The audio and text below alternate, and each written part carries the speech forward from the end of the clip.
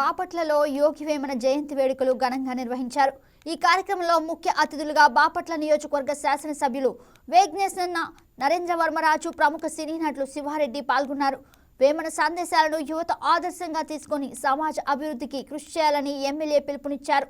ధృతి సంస్థ ఆధ్వర్యంలో యోగి వేమన జయంతి వేడుకలు నిర్వహించడం అభినందనీయమని శివారెడ్డి తెలిపారు. యోగి వేమన గురించి ఈనాటి ప్రజలకు తెలియజేయడం మంచిదని అన్నారు. ప్రస్తుత రోజుల్లో ఇటువంటి సాంస్కృతిక కార్యక్రమాలు చేయడం చాలా అవసరమని పేర్కొన్నారు. యోగి వేమన జయంతి సందర్భంగా ఈరోజు బాపట్ల అంటే అందరి పట్ల బాధ్యతగా ఉండే మనుషులు ఎక్కువగా కనబడతా ఉన్నారు. అందరినీ వాళ్ళ సొంత వ్యక్తుల్లాగా భావించేటువంటి ఎక్కడి నుంచి ఏ ప్రాంతం నుంచి ఎక్కడి నుంచి వచ్చినా కూడా ఎక్కడి నుంచి వచ్చినా కూడా బాపట్ల ప్రాంతం నివాసులు వాళ్ళ ఇంటికి ఒక గెస్ట్ వచ్చినట్టుగా, ఒక వాళ్ళ సొంత మనిషి వచ్చినట్టుగా బాధ్యతగా ఫీల్ అవుతున్నారు అనేది నాకు అర్థమైంది ఇది చూసినప్పుడు. అంతకుముందు ఎప్పుడో ఒకసారి పెద్ద వంశీ గారు, కోదండరామకృష్ణ గారు, కోదండరామరెడ్డి గారు దర్శకులు, పెద్ద వంశీ గారి దర్శకులతో పాటు వచ్చాను. మళ్ళీ ఇప్పుడే రావడం. సో ముఖ్యంగా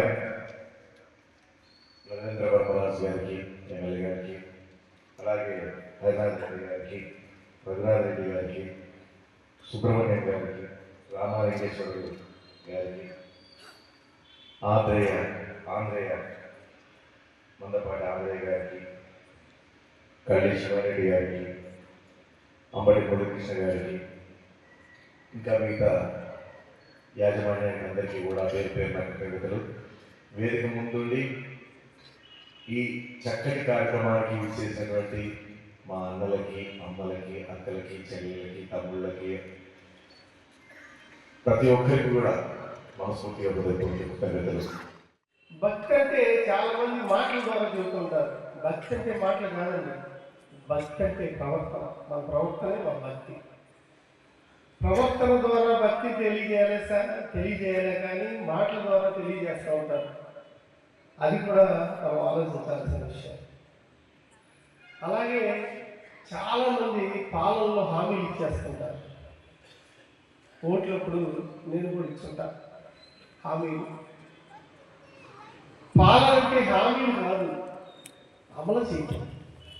అమలు చేయడానికి ప్రయత్నం చేయటం.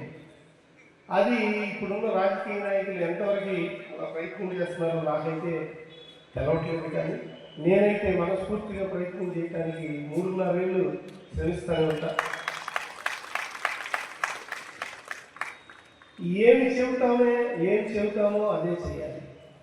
మాట చర్య ఒకేలాగా ఉండాలని అది నేను చెప్పిన విషయం కాదు, ఆ రోజుల్లోనే వేమన చెప్పిన విషయం. మార్పు అనేది రాజుల ద్వారా రాదు, ప్రజల ఆలోచన ద్వారా వస్తుంది ఈ మార్పు అనేది. Please subscribe to YK TV Network. Please subscribe to YK TV. Please watch YK News.